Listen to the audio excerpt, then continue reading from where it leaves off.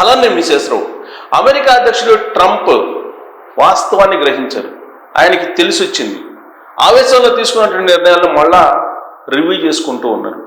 నరేంద్ర మోడీ ప్రయోగించినటువంటి వ్యూహాత్మక మౌనం ఏదైతే ఉందో అది ఇప్పుడు ఫలిస్తోంది. అమెరికన్ ఇండియన్స్ మీద, ప్రత్యేకించి అమెరికాలో ఉండేటువంటి విదేశస్తుల మీద ట్రంప్ పెట్టినటువంటి H1B కత్తి ఏదైతే ఉందో దాన్ని మళ్ళీ వెనక్కి తీసుకున్నారు. చాలా వరకు రిలాక్సేషన్స్ ఇచ్చుకుంటూ వచ్చారు. తొలి రోజు ఆర్డినెన్స్ ఇచ్చినటువంటి సమయంలో అనేక మంది ప్యానిక్ గురయ్యారు. అసలు అమెరికాలో ఉండగలమా, ఉండలేమా, అమెరికా ఖాళీ చేయాల్సి వస్తుందా అనేటువంటి సందేహాన్ని కలిగి ఉన్నారు చాలా మంది. ఆ తర్వాత రోజులు గడిచే కొద్దీ అసలు ఆ ఎగ్జిక్యూటివ్ ఆర్డర్లో ఏమీ లేదు, కేవలం విదేశాల నుంచి H1B వీసాకు అప్లై చేసినటువంటి వాళ్ళకే ఆ ఎగ్జిక్యూటివ్ ఆర్డర్ ప్రకారం $1,00,000 పే చేయాలి ఫీజు రూపంలో అనేది మాత్రమే స్పష్టమవుతుంది. ఇప్పుడు తాజాగా వచ్చినటువంటి అప్డేట్ ఏంటంటే రాబోయేటువంటి రోజుల్లో F1 నుంచి H1B వీసాకు మారడానికి కూడా $1,00,000 కట్టాల్సిన అవసరం లేదు. ఓపీటీ మీద ఉన్నటువంటి వాళ్ళు H1Bకి అప్లై చేసుకోవచ్చు.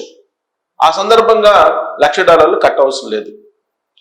H4 వీసాకి $1,00,000 కట్టవసరం లేదు. అంటే ఇండియన్స్ మ్యారేజ్ చేసుకొని ఇక్కడ ఆ తర్వాత H4 వీసా మీద భాగస్వామిని అమెరికా తీసుకువెళ్ళినప్పుడు H4 వీసాకు అప్లై చేసినప్పుడు $1,00,000 కట్టవసరం లేదు. ఇన్ని రిలాక్సేషన్స్ ఉన్నాయి.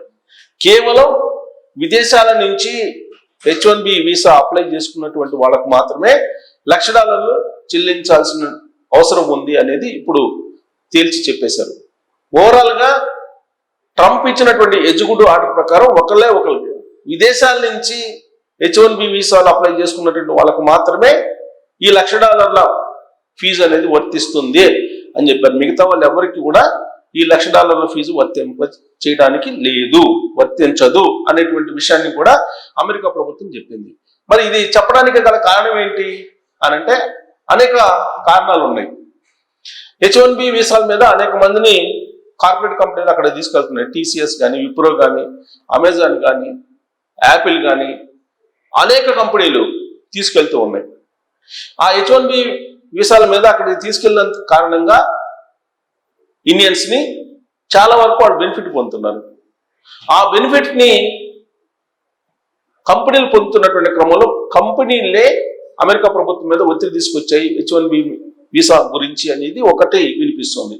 వాస్తవంగా కార్పొరేట్లు ఎవరైతే ఉన్నారో ఆ కార్పొరేట్లు పెట్టేటువంటి ఒత్తిడికి ఖచ్చితంగా ఏ ప్రభుత్వం అయినా తలొగ్గాల్సిందే. అలాగే అమెరికా ప్రభుత్వం కూడా ఇప్పుడు తల ఒగ్గక మారనటువంటి సిచ్యువేషన్. అందుకే కార్పొరేట్లకి మేలు చేకూరేలా ఇప్పుడు ఆ నిర్ణయం తీసుకున్నారు ట్రంప్. లేదంటే సాఫ్ట్వేర్ కంపెనీలు అనేకం భారీగా నష్టపోయేటువంటి ఛాన్సెస్ ఉన్నాయి. ఆ కంపెనీలకి నష్టాలు వచ్చినప్పుడు ఆటోమేటిక్గా ఉద్యోగాలు కూడా తొలగించేటువంటి పరిస్థితి ఏర్పడుతుంది. ఇప్పటికే ఆర్టిఫిషియల్ ఇంటెలిజెన్స్ ఇంట్రొడక్షన్ క్రమంలో ఇప్పుడు ఆల్రెడీ అనేక కంపెనీలు ఆర్టిఫిషియల్ ఇంటెలిజెన్స్ ని ఉపయోగిస్తున్నటువంటి పరిస్థితుల్లో అనేక మంది ఉద్యోగాలు కోల్పోతూ ఉన్నారు. దాదాపుగా 30 నుంచి 40% ఉద్యోగస్తులు ఉద్యోగాలు కోల్పోయినటువంటి సిచ్యువేషన్ కనిపిస్తోంది. అమెరికాలో ప్రత్యేకించి ఇండియన్స్ అనేక మంది ఉద్యోగాలు కోల్పోయారు.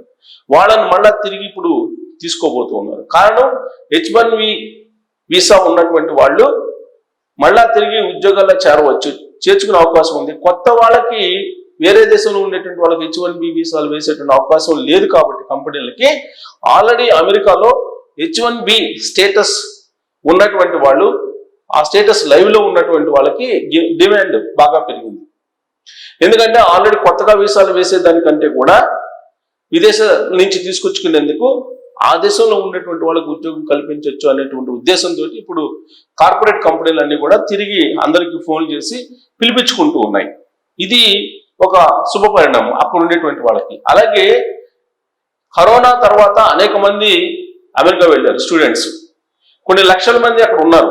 దాదాపు 55 లక్షలకు పైగా అక్కడ మొత్తం మన ఇండియన్స్ లో ఇప్పుడు 10 లక్షల వరకు స్టూడెంట్స్ ఉండొచ్చు అని తెలుస్తుంది. గత 3-4 సంవత్సరాల నుంచి వెళ్ళినటువంటి వాళ్ళు ఏడాదికి సగటున 3 లక్షల మంది వరకు వెళ్తున్నారు. 2020 23-24 ఆర్థిక సంవత్సరంలో అనేక మంది వెళ్ళారు. ట్రంప్ అధ్యక్షుడు కాకడానికి ముందు అనేక మంది వెళ్ళారు. వెళ్ళినటువంటి వాళ్ళు ఇవాళ కూడా జాబ్ లేనటువంటి సిచ్యువేషన్ లో ఉన్నారు. వాళ్ళు H1Bకి అప్లై చేసుకోవాలి. అప్లై చేసుకుంటే కనుక $1,00,000 కట్టాల్సి వస్తుందేమో అనేటువంటి ఆందోళన ఇప్పటి వరకు ఉంది. కానీ ఇప్పుడు వాళ్ళకి రిలాక్సేషన్ ఇచ్చారు. ఈ ఏడాది లాటరీ పద్ధతిలోనే H1B వీసాలని తీసుకోబోతున్నారు. గతంలో ఏ విధంగా అయితే H1B వీసాలను సెలెక్ట్ చేశారో ఈసారి కూడా అదే పద్ధతిని అనుసరించబోతున్నారు అనేది అమెరికా నుంచి వస్తున్నటువంటి న్యూస్. అయితే వచ్చే ఏడాది మెరిట్ ప్రాతిపదికన H1B వీసాదారులను ఎంపిక చేయాలనేటువంటి ఒక ఆలోచన ట్రంప్ చేస్తున్నట్టు వస్తూ ఉంది న్యూస్. దాని మీద ఆయన నిలబడతాడంటే ఇప్పటి వరకు ఖచ్చితమైనటువంటి సమాచారం అయితే లేదు. బట్ ఇప్పుడైతే మాత్రం ఈ సంవత్సరానికి ఖచ్చితంగా గతంలో మాదిరిగా లాటరీ తీసే లాటరీ పద్ధతినే H1B వీసాల్ని కన్ఫర్మ్ చేయడానికి సిద్ధమైంది అమెరికా ప్రభుత్వం. కాబట్టి గతంలో ఉండేటువంటి పద్ధతులను అనుసరిస్తూ ఉన్నటువంటి చట్టాన్ని కొంత టైటన్ చేస్తున్నాడు ట్రంప్. ఆయన ఏది చేసినప్పటికీ, ఎలాంటి ప్రకటించినప్పటికీ ఇమీడియట్ గా భారత విదేశాంగ శాఖ కానీ లేదంటే భారత ప్రధానమంత్రి నరేంద్ర మోడీ గారు కానీ రెస్పాండ్ కావట్లేదు. అందుకే ఆయన ట్యాక్సెస్ ని 50% పెంచారు.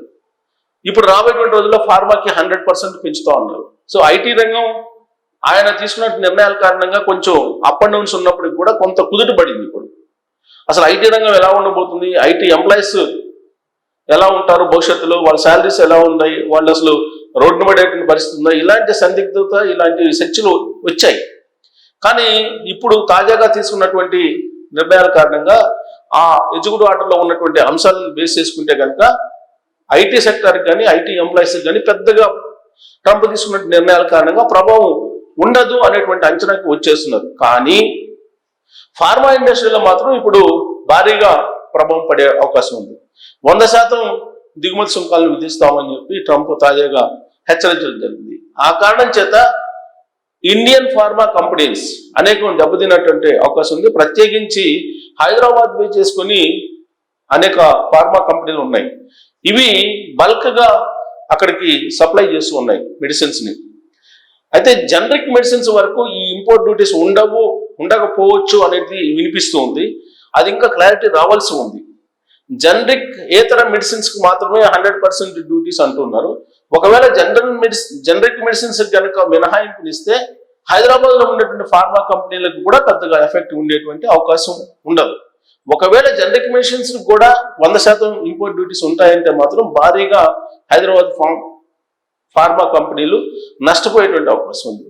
దాని ప్రభావం రియల్ ఎస్టేట్ మీద కూడా పడేటువంటి అవకాశం ఉంది. సో రాబోయేటువంటి రోజుల్లో ట్రంప్ తీసుకున్నటువంటి నిర్ణయాల కారణంగా ఫార్మా కంపెనీల యొక్క భవిష్యత్తు ఆధారపడింది. ఇప్పటికైతే సాఫ్ట్వేర్ రంగానికి సంబంధించి ఒక క్లారిటీ అయితే వచ్చింది. తాజా అప్డేట్స్ ప్రకారం H4 వీసాల వాళ్ళకి ఎలాంటి $1,00,000 ఫీజు లేదు, స్టూడెంట్స్ కి $1,00,000 ఫీజు లేదు, ఓపీటీ మీద ఉన్నటువంటి వాళ్ళు F1 నుంచి అలాగే H1Bకి మారడానికి $1,00,000 ఫీజు లేదు. సో ఇన్ని రిలాక్సేషన్స్ ఇచ్చినటువంటి క్రమంలో అమెరికా పోవడానికి బహుశా స్టూడెంట్స్ కి పెద్దగా అభ్యంతరం లేకపోవచ్చు అమెరికా వెళ్ళి చదువుకోవడానికి. కానీ ఇండియాలో లేదంటే ఇతర దేశాల నుంచి వెళ్ళి అక్కడ జాబ్ చేయాలంటే మాత్రం ఖచ్చితంగా $1,00,000 ఫీజు కట్టాలి. కాబట్టి బహుశా కంపెనీలు కూడా అందుకు సిద్ధపడవు.